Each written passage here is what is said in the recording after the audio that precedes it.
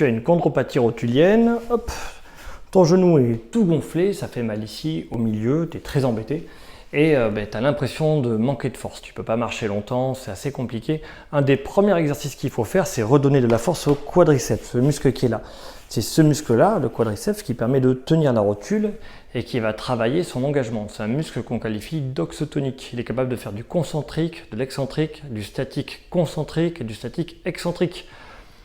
Si tu ne sais pas ce que c'est, dis-toi que c'est un muscle très important. Et donc pour commencer à le faire travailler, pour commencer à lui redire « Tiens, regarde, tu peux maintenir la rotule et l'axe dans lequel il doit aller », il faut faire un exercice très très simple, c'est lui montrer quel est le bon axe pour maintenir la rotule. Donc pour ça, j'écarte un peu les pieds, je me mets contre un mur, n'importe quoi, c'est une porte. Bon, un mur, c'est très bien. J'écarte les pieds, donc la largeur des épaules un peu plus, les pieds vers l'extérieur, une position où je suis confortable. Cette position-là, c'est la pire que vous puissiez faire. Genou à 90, les pieds droits, c'est très bien pour se muscler, mais quand on a mal au genou, c'est pas très intéressant. Donc vraiment, là, je mets mes jambes, hop, mes pieds un peu écartés, là, je me sens bien. Mes genoux, comme ça, je vais me faire très mal, comme ça va bien se passer.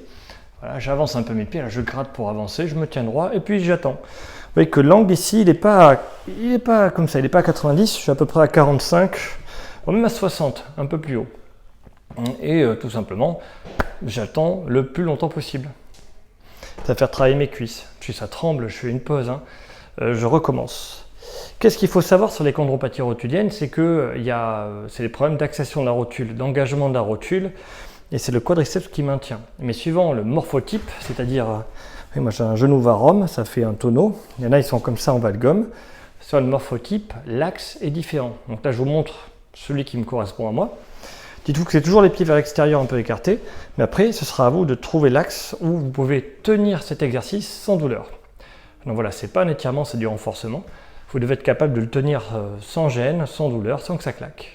Si vous avez trop mal parce que le genou est trop gonflé, n'hésitez pas à faire du pompage avant de faire cet exercice.